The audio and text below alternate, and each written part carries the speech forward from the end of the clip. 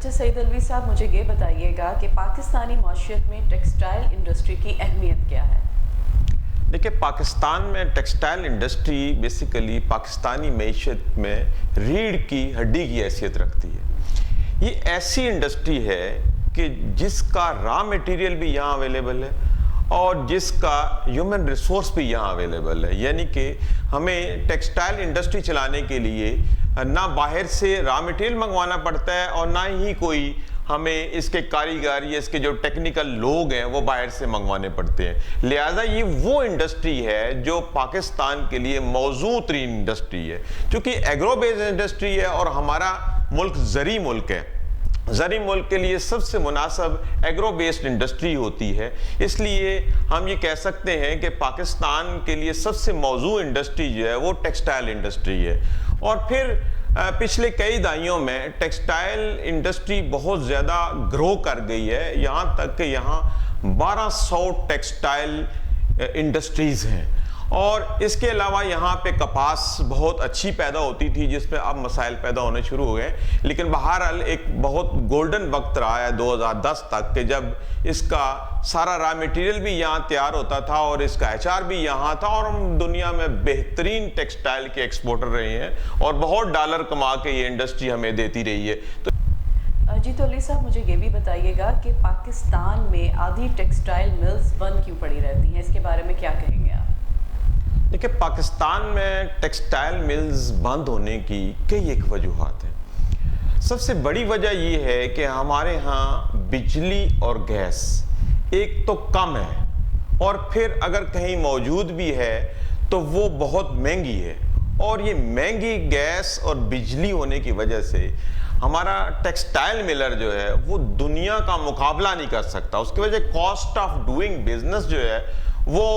زیادہ ہو گئی ہے۔ تو اب باقی ملکوں کے اندر چونکہ گیس اور بجلی کے مسائل نہیں ہیں، ہمارے ہاں یہ گیس اور بجلی کا ہم 21ویں صدی سے گزر رہے ہیں، لیکن ہمارے ہاں پاور شارٹیج کا مسئلہ ہے۔ یہ بہت بنیادی چیز ہوتی ہے جو کہیں نہیں ہوتا، لیکن ہمارے ہاں بدقسمتی سے یہ مسئلہ ہے۔ یہ تو ایک مسئلہ ہے۔ دوسرا مسئلہ یہ ہے کہ اس کا جو را میٹیریل ہے کپاس، اب کپاس ایسی چیز ہے جس کا پاکستان ایک چیمپئن ہے، لیکن یہ ہماری بدقسمتی ہے کہ ہم پچھلے یعنی ایک دہائی سوا دہائی سے تقریباً 2010 کے بعد سے لگاتار کپاس کی پروڈکشن میں پیچھے آ رہے ہیں۔ یعنی 2010 وہ سال تھا کہ جب 1.5 کروڑ گانٹھ جو ہماری ٹیکسٹائل انڈسٹری کی ریکوائرمنٹ ہے، ہم لوگ 1.5 کروڑ گانٹھ خود سے پروڈیوس کرتے تھے، ہمارے کھیتوں میں اتنی کپاس خود سے پروڈیوس ہوتی تھی۔ لیکن بدقسمتی سے اب ہم تقریباً یعنی کہ 1.5 کروڑ سے کم کر کے تقریباً 75 جو تقریباً آدھی ہیں ہماری ضرورت سے نا، وہ ہم پروڈیوس کر رہے ہیں۔ تو اس وجہ سے ہمیں کپاس باہر ملکوں سے امپورٹ کرنی پڑتی ہے۔ جب آپ کسی بھی انڈسٹری کے لیے را میٹیریل باہر سے امپورٹ کرتے ہیں تو خام خواہ اس کے اوپر ٹیکس بھی لگتے ہیں، فریٹ بھی آتا ہے، ٹائم بھی کنزیوم ہوتا ہے، تو وہ انڈسٹری کے لیے موزوں نہیں ہے۔ تو اس کے علاوہ پالیسیوں کا تسلسل نہیں ہے۔ ہمارے ہاں کوئی بھی حکومت اپنا جو ٹینیور ہے وہ پورا نہیں کرتی ہے، اور پھر ایون ایک ہی حکومت کی ہوتے ہوئے بھی مختلف پالیسیز اپنائی جاتی ہیں، چونکہ یہاں ہمارے یہاں پلاننگ اینڈ ڈیولپمنٹ کی کوئی اہمیت نہیں ہے۔ تو جب ہم انڈسٹری کو چلانے کے لیے سموتھ پالیسی نہیں دیں گے تو اس طرح کے معاملات تو پھر ہوں گے، پھر اس سے یہ ہوگا کہ بے روزگاری بھی پیدا ہوگی، مسائل پیدا ہوں گے۔ تو اس لیے گورنمنٹ کو چاہیے کہ وہ اس کے متعلقہ جو پالیسیاں ہیں وہ مستقل بنیادوں پہ چلائیں اور سٹیک ہولڈر کے ساتھ مل کے چلائیں، تو اس طرح یہ انڈسٹری جو ہے وہ بند ہونے سے بچ سکتی ہے۔ چلوی صاحب، مجھے ایک اور چیز بتائیے گا کہ چین میں کپاس کی پیداوار کی کیا صورتحال ہے؟ دیکھیں، چین دنیا کی جو زیر کاشت زمین ہے کپاس کے لیے، اس کا 15% یعنی کہ جو کپاس کے زیر استعمال رقبہ ہے وہ چین کے پاس ہے۔ وہ 15% یعنی دنیا میں جتنی کپاس پروڈیوس ہوتی ہے اس رقبے کے اوپر پروڈیوس کرتے ہیں، اور چائنا جو ہے وہ دنیا کا مجموعی جو کپاس کی پیداوار ہے اس کا 30% پیدا کرتا ہے، اور دنیا میں یہ سب سے بڑا یعنی کہ ٹیکسٹائل کا ایکسپورٹر بھی ہے۔ جی علوی صاحب، مجھے یہ بتائیے گا کہ سیاستدانوں کا کپاس کی پیداوار کی کمی میں کیا منفی کردار ہے، کیا کہیں گے اس کے بارے میں آپ؟ دیکھیں، سیاستدانوں کی جو فیورٹ انڈسٹری ہے وہ ہے شوگر انڈسٹری، بلکہ شوگر انڈسٹری پاکستان میں ایک سٹیٹس سمبل بن گیا ہے کہ فلاں گروپ کی اتنی شوگر انڈسٹریز ہیں، فلاں شخص کی اتنی شوگر انڈسٹریز ہیں، اس سے ان کی ترقی کا پتہ چلتا ہے۔ تو اب کیا ہوا ہے کہ جن علاقوں میں کپاس کی پیداوار بہت زیادہ تھی، بہت وہاں زرخیز علاقے تھے کپاس کے لیے، ان علاقوں کے اندر سیاستدانوں نے اپنی چینی کی فیکٹریاں لگا لی ہیں، اور انہی ایریاز کے اندر شوگر ملیں لگنے کی وجہ سے لوگوں نے، کسانوں نے اپنی سہولت کے لیے، کیونکہ وہ وہاں کا خریدار وہاں آ گیا گنے کا، تو انہوں نے کپاس کی جگہ پہ گنا پروڈیوس کرنا شروع کر دی ہے۔ اور یہی وجہ ہے کہ سیاستدانوں کی جو بڑھتا ہوا رجحان ہے چینی کے کارخانوں میں، اس کی وجہ سے کپاس کی جو پروڈکشن ہے وہ دن بدن کم ہو رہی ہے۔ اور اس کے علاوہ ایک اور بات بھی ہے کہ جو چینی کا کارخانے دار ہے اس کے پاس سرمایہ نسبتاً زیادہ ہے، اور وہ اپنے کسان کو قرض بھی دیتا ہے، اچھا بیج بھی مہیا کرتا ہے، کھاد بھی مہیا کرتا ہے، بر وقت پیسے بھی دیتا ہے ان کو گنا کاشت کرنے کے لیے۔ یہ ایک اور بات ہے کہ جب وہ گنا ان سے لے لیتے ہیں تو پھر ان کی ادائیگیوں میں وہ لیٹ کرتا ہے، لیکن پروڈکشن کے لیے وہ ان کو اسسٹ کرتا ہے۔ اسی وجہ سے زمیندار جو ہے وہ کپاس کی نسبت گنے کی جو کاشت ہے اس کی طرف راغب ہو گئے ہیں۔ جی تو علوی صاحب، بات کریں گے فیصل آباد کے حوالے سے کہ فیصل آباد کے بارے میں بات کی جائے تو وہ انڈسٹری کا مین گڑھ ہے، تو آپ یہ بتائیے گا کہ وہاں پہ ٹیکسٹائل انڈسٹری کی کیا صورتحال ہے؟ دیکھیں، فیصل آباد، اس میں کوئی شک نہیں ہے کہ پاکستان میں ٹیکسٹائل کا گھر ہے، بے شمار انڈسٹری ہے، وہاں پہ بہت زیادہ انویسٹر آیا ہے، اور ایک بہت بڑا نام ہے پاکستان میں ٹیکسٹائل انڈسٹری کا۔ لیکن وہاں بھی پورے ملک کی طرح وہی صورتحال ہے کہ آدھی انڈسٹری بند پڑی ہوئی ہے۔ جب جس ملک میں جو ایک مین مرکز ہے ایک انڈسٹری کا، اس انڈسٹری اس شہر کے اندر ہی بند ہو، اور پھر یعنی بے روزگاری کا آپ اندازہ لگائیں کہ 15 سے 20 لاکھ لیبر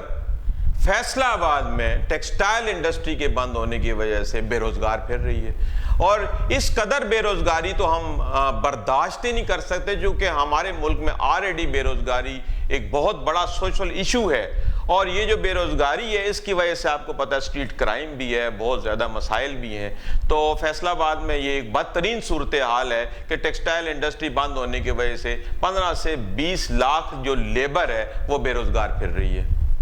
جی علوی صاحب، یہ بتائیے گا کہ سیلاب کی وجہ سے انڈسٹری کے کیا حالات ہیں، کیا کہیں گے اس کے بارے میں آپ؟ دیکھیں، سیلاب جب سے یہ پاکستان میں آیا آلموسٹ تقریباً کوئی 2 ماہ گزر گئے ہیں، تو اس سیلابی صورتحال کی وجہ سے اسے تو پورے پاکستان کی جو معیشت ہے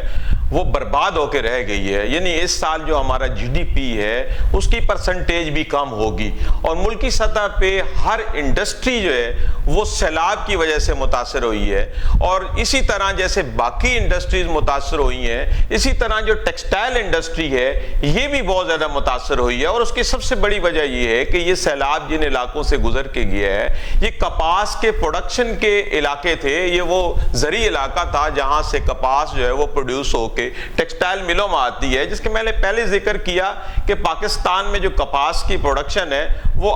آدھی رہ گئی ہے۔ تو جب اس آدھی میں سے بھی مزید اگر کم ہو جاتی ہے کپاس کی پروڈکشن، تو اس کا مطلب ہے کہ اس کا منفی اثرات پڑیں گے انڈسٹری کے اوپر، اور جب انڈسٹری آلریڈی ہی مسائل کا شکار ہے تو امسال اس سیلاب کی وجہ سے ٹیکسٹائل انڈسٹری جہاں پہلے مسائل کا شکار ہے مزید مسائل کا شکار ہو سکتی ہے۔ جی تو علی صاحب، یہ بتائیے گا کہ پاکستان میں کپاس کی پیداوار میں مسلسل کمی کی کیا وجوہات ہیں، کیا کہیں گے اس کے بارے میں آپ؟ دیکھیں، یہ ایک کتنی بدقسمتی ہے کہ پاکستان جو ہے وہ ایک زرعی ملک ہے، لیکن آہستہ آہستہ دن بدن زراعت کے ساتھ جو زمیندار کی دلچسپی ہے وہ کم ہو رہی ہے۔ اس کی کئی ایک وجوہات ہیں، بعد میں کسی ٹائم اس پہ بڑی تفصیلی بات کریں گے، لیکن ابھی چونکہ کپاس کی بات ہو رہی ہے تو ہم یہ کپاس کے حوالے سے خصوصی بات کریں گے۔ دیکھیں، کپاس کا جو سب سے بڑا مسئلہ یہ ہے کہ اس میں جو امریکی سنڈی کا مسئلہ ہے جو ابھی تک حل نہیں ہو سکا، اس وجہ سے کپاس جو بیچتا ہے تو اس کی جو فصل اٹھانے سے پہلے ہی اگر سنڈی اس کو خراب کر دیتی ہے تو اس سے زمیندار کو بہت بڑا مسئلہ ہوتا ہے۔ پھر اسی طرح زرعی ادویات بہت جیلی آ رہی ہیں دیہاتی علاقے میں۔ اب دیہاتی زمیندار کو نہیں سمجھ آتی کہ میں جو یہ زرعی ادویات خرید رہا ہوں یہ ٹھیک بھی ہے کہ نہیں ٹھیک ہے۔ پھر دوسری بات یہ کہ آپ جب کسان کو مراعات نہیں دیں گے،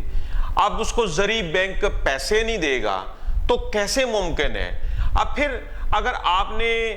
اس کو یعنی کپاس کی جو فصل ہے اس کو بڑھانا ہے یا دیگر زراعت کو بڑھانا ہے آپ نے، تو آپ کو ان بجلی سبسیڈائز دینی چاہیے، چونکہ ظاہری بات ہے کہ پانی ہوگا تو اس سے زراعت چلے گی۔ تو اس ضمن میں سب سے ضروری بات یہ ہے کہ کپاس چونکہ انڈسٹری میں استعمال ہوتی ہے، ویلیو ایڈیشن ہو کے اس سے بہت زیادہ ڈالر باہر سے آتے ہیں، ایکسپورٹ بہت اچھی ہو سکتی ہے۔ تو گورنمنٹ کا یہ فرض ہے اور پھر کمرشل بینکوں کا بھی یہ فرض ہے کہ ایک تو ان کو سبسیڈائز قرض دیں، رعایتی قرض دیں تاکہ وہ بیج خرید سکیں، کھاد خرید سکیں، اپنے زرعی آلات خرید سکیں۔ اور اس سے بھی بڑھ کے ایک بات ہے کہ ان کو سولر ٹیکنالوجی کی طرف لانا چاہیے کسانوں کو، تاکہ یہ جو بجلی کا جھنجھٹ ہے بہت مہنگی، اور موجودہ دور میں تو بجلی اتنی مہنگی ہو گئی ہے کہ یہ تو انڈسٹری نہیں اس کو سنبھال پا رہی ہے، اتنے بلز آ رہے ہیں کہ انڈسٹری کے لیے بہت مشکل ہو گیا۔ تو کسان تو آلریڈی پسا ہوا ہے، تو کسان کے لیے تو جو موجودہ مروجہ نظام ہے بجلی کا، اس کے لیے بجلی لے کے تو زراعت کرنا بہت مشکل ہے۔ تو یہاں وقت کی ضرورت ہے کہ آپ سولر پینل ان کو سستے قرضوں کے اوپر دیں تاکہ یہ سولر پینل کے ذریعے اپنے ٹیوب ویل چلائیں، جس سے ان کو سستا پانی ملے اور یہ زراعت کی طرف راغب ہوں۔ پھر اس میں سب سے بڑا مسئلہ یہ ہے کہ آنے والی نسل بھی اب جو ہے وہ زراعت سے پیچھے ہٹ رہی ہے۔ تو یہ کام ہے گورنمنٹ کا کہ اس کو اس طرح مراعات دے تاکہ جو زراعت سے منسلک لوگ ہیں، اور خاص طور پہ جو کپاس کی جو پیداوار ہے اس سے منسلک جو لوگ ہیں، وہ اس سے میں دلچسپی لے اور کپاس کی جو پیداوار ہے اس کو بڑھائیں۔ تو علی صاحب، اس میں جو کپاس کے حوالے سے بات ہو رہی ہے تو اس کا زیر کاشت رقبہ کتنا ہے؟ یہ بہت بڑا مسئلہ ہے۔ دیکھیے، یہ 1976 تک 32 لاکھ ہیکٹر رقبہ کپاس کے زیر کاشت تھا، اور اب 2021 تک کا جو سروے ہے وہ 22 لاکھ ہیکٹر رقبہ رہ گیا ہے۔ یعنی کہ یہ پچھلی جو 3-4 دہائیاں گئی ہیں اس کے اندر تقریباً 10 لاکھ ہیکٹر ایریا جو ہے وہ اس کے اوپر کپاس کاشت نہیں ہو رہی۔ تو آپ اندازہ لگائیں کہ اگر اسی رفتار سے یہ کم ہوتا گیا کپاس کے زیر کاشت رقبہ، تو پھر ہم اپنی ٹیکسٹائل انڈسٹری کیسے چلائیں گے؟ تو یہ کسانوں کو جب تک آپ مراعات نہیں دیں گے، ان کو آپ قرض نہیں دیں گے، ان کو آپ کھاد وقت پہ نہیں دیں گے، اچھا بیج نہیں منگوا کے دیں گے، تو تب تک کسان اس کی طرف راغب نہیں ہوگا، اور نتیجتاً ہماری ٹیکسٹائل انڈسٹری جو ہے مکمل کلیپس کر سکتی ہے۔ اور ٹیکسٹائل انڈسٹری کے کلیپس کرنے کا مقصد یہ ہے کہ ہم نے اپنی جو معیشت کی ریڑھ کی ہڈی ہے وہی کلیپس کر دی ہے، تو ہم پھر کس کے سہارے اپنی معیشت چلائیں گے؟ اچھا علی صاحب، مجھے یہ بھی بتائیے گا کہ کیا پاکستان میں کپاس کی پیداوار جو ہے وہ ختم بھی ہو سکتی ہے؟ دیکھیں، جو فیکٹر میں نے گنوائے ہیں جی، زراعت کی پیداوار کے حوالے سے، پھر اس کے کم ہونے کے حوالے سے، اس میں دیکھیں ایک تو زیر کاشت رقبہ کم ہو رہا ہے، دوسرا امریکی سنڈی کا مسئلہ ہے، تیسرا ہمارا کسان مطمئن نہیں ہے، نہ اس کو قیمت اچھی ملتی ہے، نہ وقت پہ اس کو پیسے ملتے ہیں، نہ آپ کھاد وقت پہ اس کو پہنچاتے ہیں، نہ اس کو سستی بجلی دیتے ہیں۔ تو ایک کوئی بھی کام ہے، یہ تو ایک ضروری نہیں کہ کپاس کی پیداوار، کوئی بھی کام ہے جب آپ اس کو فیسیلیٹیٹ نہیں کرتے، الٹا آپ اس کے مسائل میں اضافہ کر رہے ہیں، تو یہ بات یعنی کہ انتہائی پریشان کن ہے۔ لیکن یہ بات ایک ماننی پڑے گی کہ جب آپ کسان کو چلنے ہی نہیں دے رہے، جو اہم ترین فصل کا کاشتکار ہے، جس سے آپ انڈسٹری چلاتے ہیں، اور وہ انڈسٹری آپ کو باہر سے لاکھوں کروڑوں ڈالر لا کے دیتی ہے، اور آپ کی انڈیجنس انڈسٹری ہے، اس کے لیے آپ کو نہ را مٹیریل باہر سے منگانا ہے، نہ ایچ آر باہر سے منگوانا ہے، تو وقت کا تقاضا ہے، اور یہ ہائی ٹائم ہے کہ کپاس کی جو فصل ہے اس کو بچایا جائے، اس کے کسان کو بچایا جائے، اس کے جو متعلقہ مسائل ہیں، جہاں جہاں